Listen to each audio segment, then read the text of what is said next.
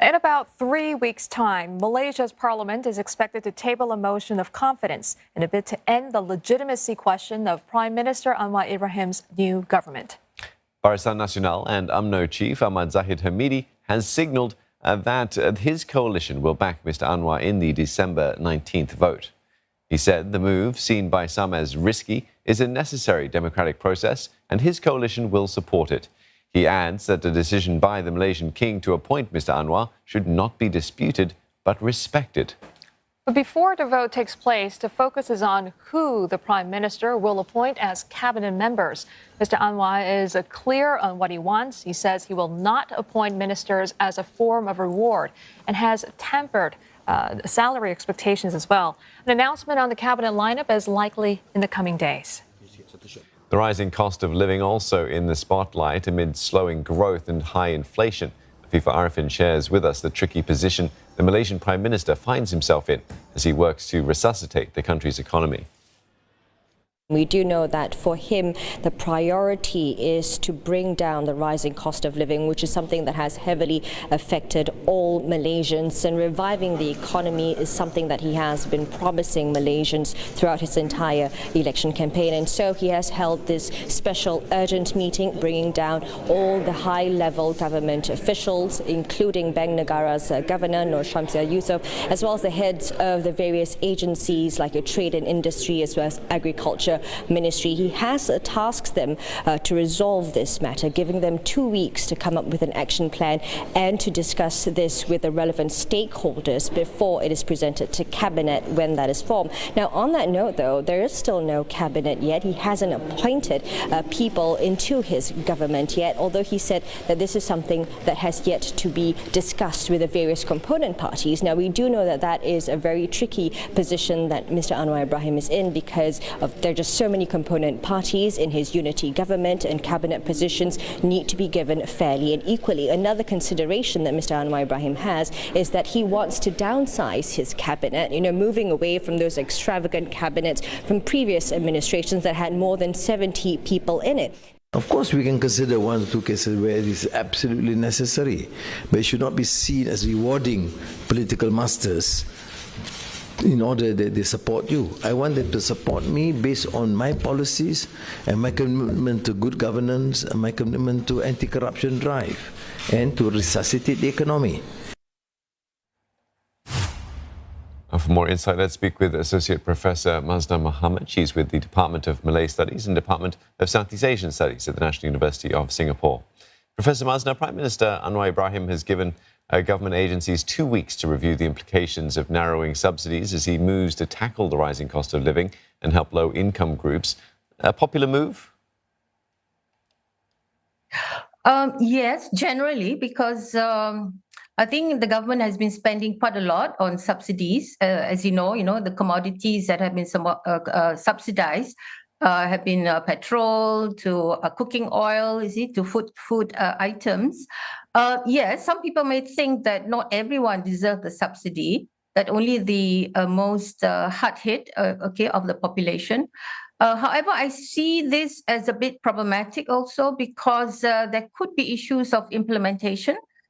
So if it's targeted, so the government has to ensure that only the deserving ones get the subsidies. And I think this will be very tricky.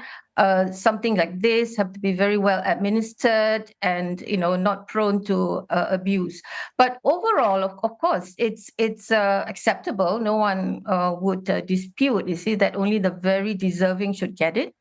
However, I think there are also issues like there are some middle class. You could be lumped into the middle class groups, but you know how it is with the middle class is very ambiguous, right? Some would have, say, like issues like the size of households, dependence. So these are the kind of details I think that the new administration would have to work out. In trying to implement the targeted subsidy scheme.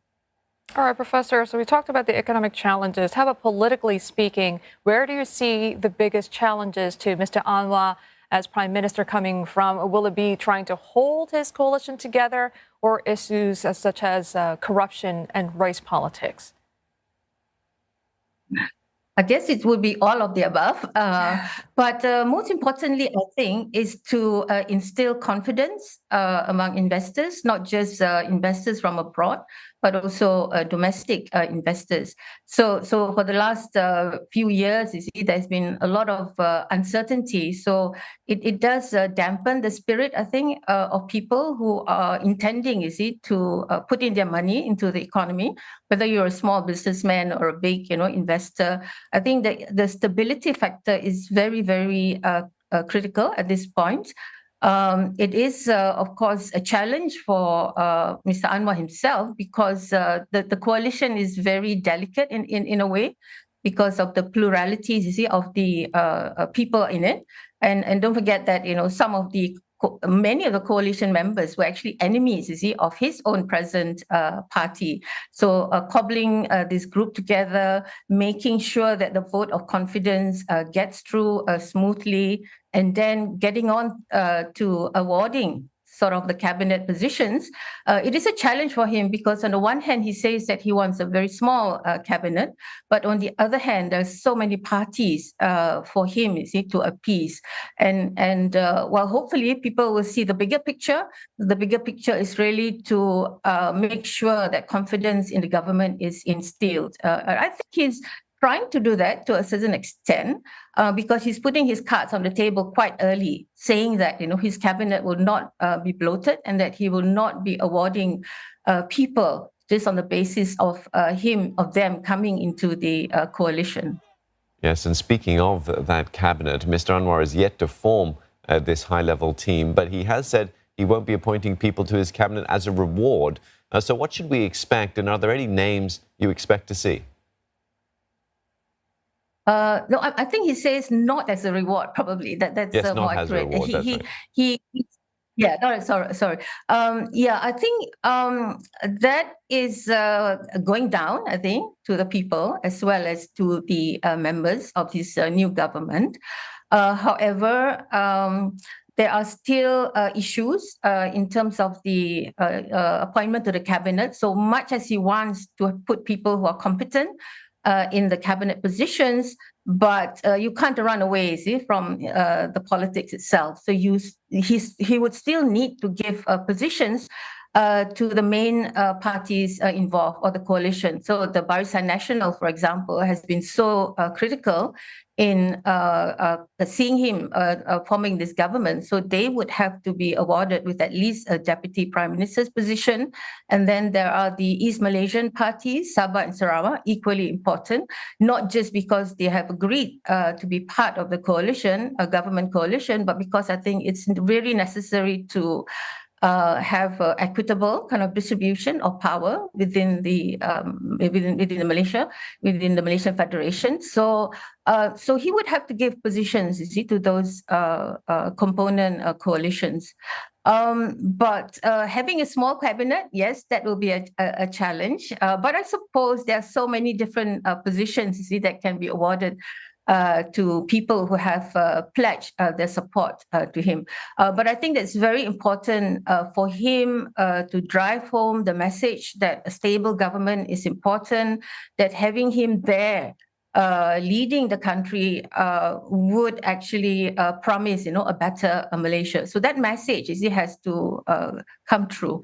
And it's at all levels, not just while the lower income groups, would be his priority, but also I think the middle class and the elite groups are equally important.